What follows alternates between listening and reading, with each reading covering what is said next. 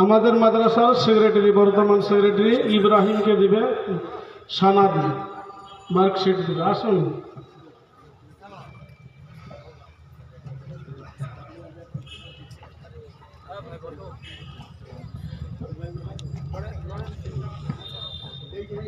তারপরে আমাদের মাদ্রাসারই প্রাক্তন সেক্রেটারি সাহেব এখানে আছেন, উনি দিবেন ইয়াসিনকে।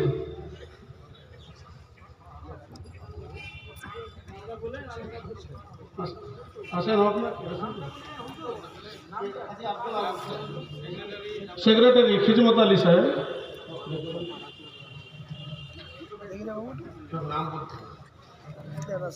আমাদের এই মাদ্রাসারই সেক্রেটারি প্রাক্তন সেক্রেটারি হাজি আব্দুল আউয়াল সাহেব, উনি দেবেন রুবেলকে।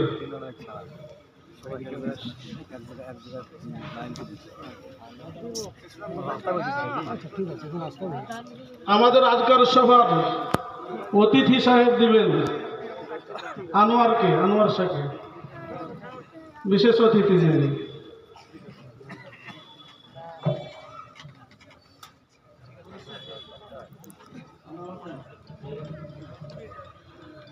আমাদের মাদ্রাসার সভাপতি, বর্তমান সভাপতি, উনি দিবেন জাহিদুরকে। সভাপতি নুরুল ইসলাম সাহেব নাই, সহ সেক্রেটারি সাহেব আছেন নজরুল ভাই। আমাদের এই মাদ্রাসারই প্রাক্তন সভাপতি, প্রাক্তন সভাপতি সাহেব আছেন মাস্টার সাহেব, আসুন। আব্দুল মতিন।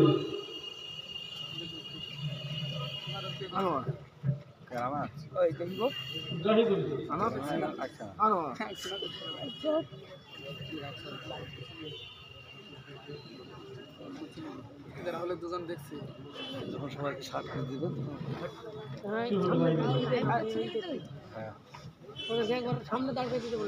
আসসালামু আলাইকুম। সার্টিফিকেট সোজা করো। নাহমাদুহু ওয়া নুসাল্লি আলা রাসূলিহিল কারীম, আম্মা বা'দ। আউযু বিল্লাহি মিনাশ শাইতানির রাজীম। বিসমিল্লাহির রহমানির রহিম। ইন্নামা ইয়াখশাল্লাহা মিন ইবাদিহিল উলামা। শ্রদ্ধেয় সভাপতি সাহেব ও উপস্থিত উলামায়ে কিরাম, সামনে বসে থাকা আমার ভাই বাবজিরা, বহুদিনের ফসল আপনাদের এই মাদ্রাসা 1982 সাল থেকে শুরু হয়েছে। শুরু হওয়ার পরে শিশুতে পরিণত ছিল। কিছু কমিটি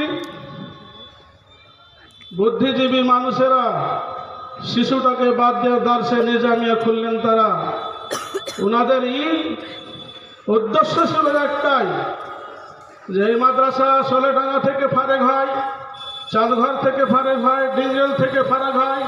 আমাদের এত বড় একটা এলাকাতে ফারেকি মাদ্রাসা নাই। তার জন্য ওনাদের মাথাতে একটা চিন্তা ভাবনা হয়েছিল, আর চিন্তা ভাবনা হয়ে আমাদেরকে নিয়ে এসে এই এলাকারই ছাত্ররা সব ভর্তি হয়ে আজকে দেখতে পাচ্ছেন আপনাদের ফসল, যেই ফসল আপনাদের সামনেই দাঁড়িয়ে আছে। গত বছরও তিনজনাকে দিয়েছি, তার আগে বছরও 4 জনাকে দিয়েছি, এবারও 5 জনা ফারেক হচ্ছে মাদ্রাসা থেকে। যেরকম চাষিরা যখন চাষ করে, ফসল যেরকম যখন মাঠে ভালো হয়, ভুঁয়ে জমিতে ভালো হয়, তখন চাষি খুব আনন্দ পায়। একজন ফুল চাষি ফুল চাষ করতে গিয়ে যখন ফুল ধরে, গাছে গাছে ফুল আসে, তখন তাকে খুব আনন্দ লাগে। ওইরকম ধরনেরই এতটা এলাকার মধ্যে, উত্তর নদিয়ার মধ্যে ধরেন এত এই মাদ্রাসা এত চরম এতে পৌঁছে গিয়েছে যে এখান থেকে আমরা বিগত 3 বছর থেকে এই বছর নিয়ে আমরা সানাদ পাগড়ি দিয়ে থাকি। আপনারা সকলেই জানেন এটা আপনাদের ফসল, এটা আপনাদের ফুল। এর জন্য আল্লাহ পাক রব্বুল আলামিন এই যে আপনাদের সামনে এর আগে পাক দেওয়া হলো, লাঠি দেওয়া হলো, আপনাদের মনে হতে পারে যে কেন পাক দেওয়া হলো, কেন লাঠি দেওয়া হলো।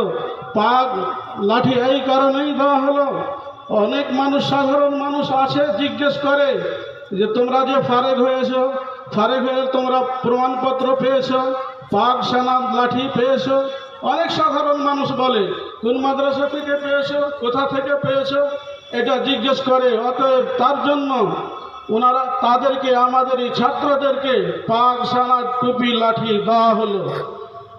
আমরা পাক দিলাম এই কারণেই যে নবী করিম সাল্লাল্লাহু আলাইহি সাল্লাম বহু জায়গাতে দেখে হাদিসে আছে, সত্তর হাদিসে যে নবী পাক পড়তেন, সেই শুদ্ধ হাদিসে। তার জন্য আমরা পাক দিয়েছি। লাঠি কেনে দিলাম। লাঠি এবার আপনাদের মনে হতে পারে লাঠি এই কারণে দিলেন, হযরত মুসা আলাইহিস সালাম একজন নবীদের মধ্যে বড় নবী ছিলেন, ওনাকে কয়েকটি মুজিজা দেওয়া হয়েছিল, তার মধ্যে বড় মুজিজা হচ্ছে লাঠি দিয়েছিলেন আল্লাহ তাআলা। এবং হাদিসের মধ্যে পাওয়া যায়, সত্য হাদিসে নবী করিম সাল্লাল্লাহু আলাইহি সাল্লাম লাঠি ব্যবহার করেছেন, খুতবাতে ব্যবহার করতেন, বক্তব্য দিতে গেলে ব্যবহার করতেন। তার জন্য তারই সুন্নাতকে আমরা পালন করার জন্য আমরা ছাত্রদের হাতে একটা করে লাঠি আর মাথাতে পাগড়ি দিলাম এই কারণেই। এবার নবী করিম সাল্লাল্লাহু আলাইহি সাল্লাম আল্লাহ তাআলা বলছেন ওলামাদের মধ্যে সব চাইতে আল্লাহকে ভয় বলে ওলামারাই।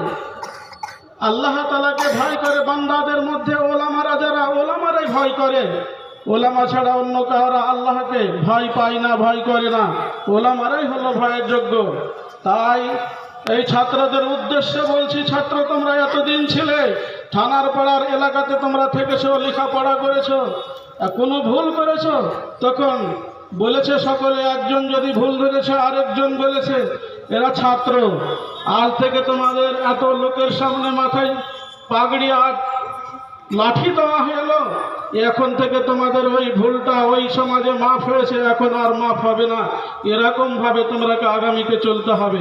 বিশেষ করে তোমাদেরকে আমি একটা উদ্দেশ্য করে, ছাত্রদের উদ্দেশ্য করে বলছি, তোমরা যখনই হও, যেখানেই থাকো, যে হালাতই থাকো, যেই অবস্থাতেই থাকো, নামাজ তোমরা কোনো সময়তে ত্যাগ করবে না, পাবন্দের সাথে নামাজ পড়বে। এটা যত ওসিয়ত করবো সব চাইতে এটা বড় আর গুরুত্বপূর্ণ ওসিয়তের মধ্যে ওসিয়তটি থাকবে। শুনে রাখো ছাত্ররা, তোমাদেরকে উদ্দেশ্য করে বলছি, এই মাদ্রাসার কমিটিরা রাত দিন খেটে মেহনত করে দেশ বিদেশ থেকে আদায় করে তোমাদের জন্য খাওয়ার জন্য ব্যবস্থা করেছে, শিক্ষকদের বেতনের ব্যবস্থা করে। নিঃস্বার্থে, কোনো স্বার্থ থাকে না তাদের। যেরকম মা বোনেরাও আছে, মা বোনেরা হয়তো বাড়ি থেকে শুনছেন, ওনারা চাল দেয়, সেই চাল রান্না করে তোমাদের এতদিন খেয়েছো, তোমরা তাদেরই খেয়ে দিয়ে মানুষ হয়েছো। অতএব এদেরকে তোমরা ভুলে যাবে না। এদের জন্য তোমরা সারা জীবনের জন্য এদের জন্য দোয়া করবে, শিক্ষকদের জন্য দোয়া করবে। তোমাদেরকে হয়তো কোনো সময়তে কোনো কমিটি কোনো একটা কথা বলেছে, সেই কথাটাকে তোমরা আজকে মুছে দিয়ে অন্তর থেকে, কোনো মৌলভী সাহেব, কোনো মৌলানারা তোমাদের পড়াশোনার জন্য বকাঝকা করেছে, তোমরা তাদেরকে ক্ষমা করে দিবে। তোমাদের ভালোর জন্যই বকেছে, তোমাদের ভালোর জন্যই হয়তো মেরেছে কোনো সময়তে। ওই মারিটাকে মেরে মনে করবে না, মারিটাকে রহমত মনে করবে তোমরা। আল্লাহ পাক রব্বুল আলামিনের নবী সাল্লাল্লাহু আলাইহি সাল্লাম বলছেন, খায়রুকুম মান তাআল্লামাল কুরআন ওয়া আল্লামাহু, সবচাইতে তোমাদের মধ্যে উত্তম হলো ওই ব্যক্তি যে কোরআন শিখলো এবং কোরআনের শিক্ষা দেয়। তাই তোমরা কোরআন এবং হাদিসের শিক্ষায় শিক্ষিত হলে আজকে তোমরা একজন আলেম হয়ে গেলে, আজকে তোমরা এই মা বোনদের, এই থানার পাড়ার লোকদের খাবার দাবার খেয়ে তোমরা লেখাপড়া শিখার পরে এদের বাড়িতে গিয়ে তোমরা আল্লাহ পাক রব্বুল আলামিনের দাওয়াত তাবলীগের কাজ করবে, মানুষকে হেদায়েতের জন্য বলবে, মানুষকে ভালো কাজের উপদেশ দিবে, মন্দ কাজ থেকে তোমরা বাধা দিবে। নবী করিম সাল্লাল্লাহু আলাইহি সাল্লাম সহিহ বুখারীর মধ্যে একটা হাদিস আছে, তাহাদাল কোরআন, কোরআনকে তোমরা ভালোভাবে পড়ো, পঠন করো। কোরআন এবং হাদিসে তোমরা শিক্ষায় শিক্ষিত হলে, কোরআন না পড়লে তোমাদের ফাইন্নাহু আল্লাযী নাফসি, নবী বলছেন আল্লাহর কসম, ওই জাতের, ওই সত্তার কসম, ফাইন্নাহু আশাদ্দু তাফসিয়ান, কোরআন তোমাদের কাছ থেকে না পড়াশোনা করলে, না প্রতিদিন না খুলে দেখলে, কোরআন তোমাদের কাছ থেকে অটোমেটিক মুছে যাবে।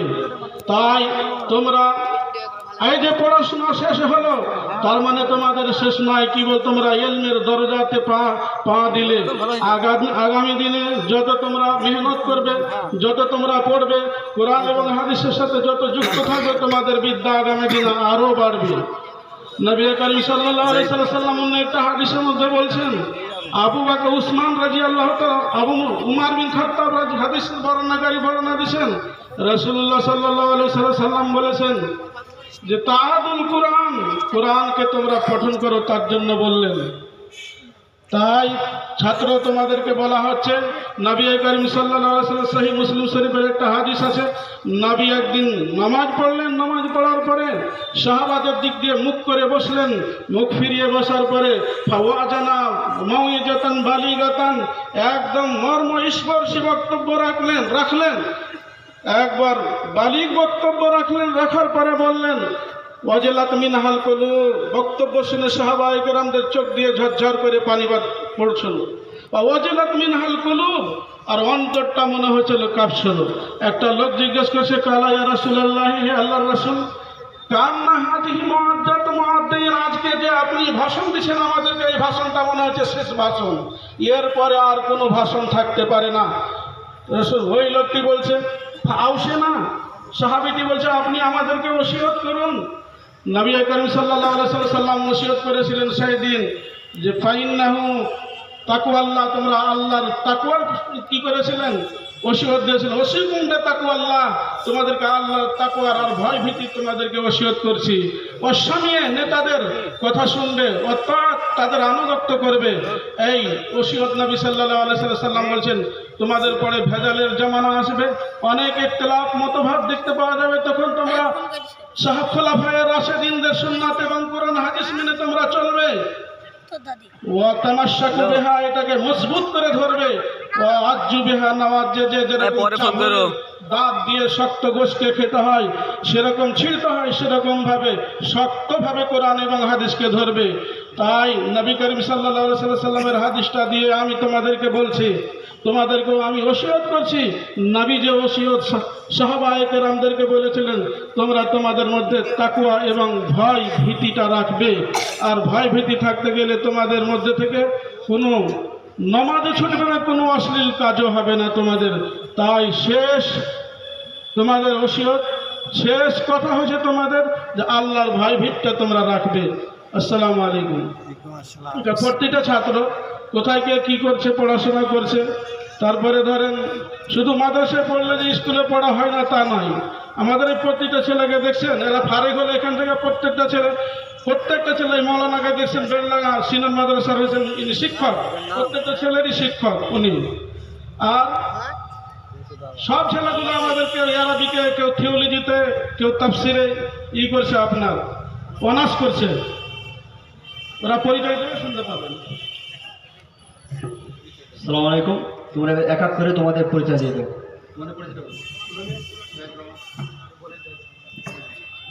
আপনার সঙ্গে জাহিদুর রহমান আসছে, ওনার পরিচয় আপনারা শুনুন।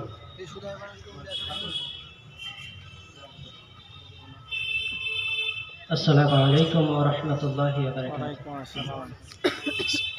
আমার নাম মোহাম্মদ জাহিদুর রহমান। আমার পিতার নাম মোহাম্মদ খলিলুর রহমান। আমার গ্রামের নাম নজরানা, থানা রানীনগর, জেলা মুর্শিদাবাদ। এটাই আমার সংক্ষিপ্ত পরিচয়। আমি এই থানারপাড়া দারুল হাদিস ইসলামিয়া মাদ্রাসায় বিগত 7 বছর ধরে পড়াশোনা করেছি এবং এখন আমি আলিয়া মাদ্রাসায় পড়াশোনা করছি, উচ্চ মাধ্যমিক। আসসালামু আলাইকুম। এবার আপনার সঙ্গে আসছে আনোয়ার হোসেন, তোর সঙ্গে পরিচয়। আসসালামু আলাইকুম ওয়া রাহমাতুল্লাহি ওয়া বারাকাতুহু। আমার নাম আনোয়ার হোসেন, পিতার নাম আব্দুল খালেক। আমার গ্রামের নাম হচ্ছে শুভরাজপুর। আমি এখানে দীর্ঘদিন থানাপাড়া দারুল হাদিস ইসলামিয়া মাদ্রাসায় পড়াশোনা করেছি। এখন আমি আমতলা কলেজ অ্যারাবিক অনার্সে পড়াশোনা করছি। আল্লাহ তাআলা আপনাদেরকে সুস্থ রাখুক, এই দোয়া করব এবং আমার জন্য আপনারা সকলেই একটু দোয়া করবেন। আসসালামু আলাইকুম ওয়া রাহমাতুল্লাহি ওয়া বারাকাতুহু। এবার আপনার সম্মুখে আসছেন রুবেল শেখ, সংক্ষিপ্ত পরিচয়। আসসালামু আলাইকুম রহমতুল্লাহ বারাকাত। আমার নাম রুবেল শেখ, পিতার নাম জামিরুল শেখ, গ্রাম গমাখালী, থানার পাড়া। আমি উচ্চ মাধ্যমিকে দিলাম, কলেজে অ্যারাবিক অনার্স করছি। আমি সকলের কাছে একটি দাবি রাখছি যে সকলেই যেন অনেক ভালো থাকেন এবং আমার জন্য দোয়া করবেন যেন আমি আগামীকাল সকলের ঘরে ঘরে প্রত্যেকটি ব্যক্তির কাছে ইসলামের দাওয়াত পৌঁছে দিতে পারি। আসসালামু আলাইকুম। আসসালামু আলাইকুম। এবার আপনাদের কাছে আসবে ইয়াসিন মোল্লা। এসব আসসালামু আলাইকুম। আমার নাম ইয়াসিন মোল্লা, পিতার নাম ইশাদুল মোল্লা, গ্রাম চর নবীনগঞ্জ, থানার পাড়া, জেলা নদিয়া। আমি এই মাদ্রাসায় দীর্ঘ 10 বছর ধরে পড়াশোনা করলাম এবং বর্তমানে এখন আমতলা কলেজে আরবিক অনার্স নিয়ে পড়াশোনা করছি। আপনারা সকলে আমার জন্য দোয়া করবেন। আসসালামু আলাইকুম। মাশাআল্লাহ। এবার আপনার সম্মুখে ইব্রাহিম মণ্ডল আসছে, সংক্ষিপ্ত পরিচয়।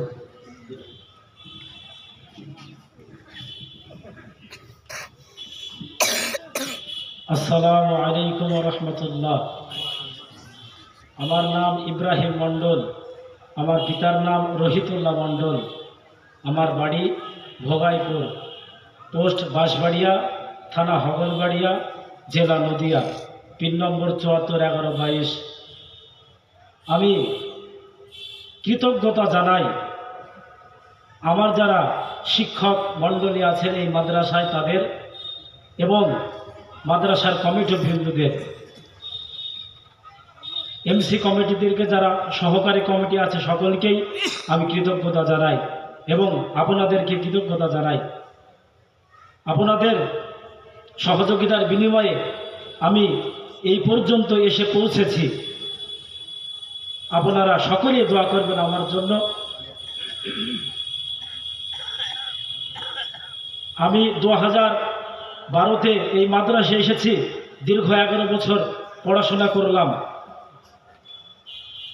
আলিয়াতে আলিম পরীক্ষা দিয়েছি, বেলডাঙ্গা আলিয়াতে ফাজিল দিয়েছি, আমতলা কলেজে ফার্স্ট সেমিস্টার অ্যারাবিক অনার্স। আমার জন্য সকলে দোয়া করবেন যেন যতটুকু শিখেছে তার প্রতি আমল করতে পারি, মানুষকে সঠিক দিনে দাওয়াত দিতে পারি। এই দাবি নিয়ে আমার সংক্ষিপ্ত বক্তব্য ইতি করলাম। আসসালামু আলাইকুম ওয়া রাহমাতুল্লাহ।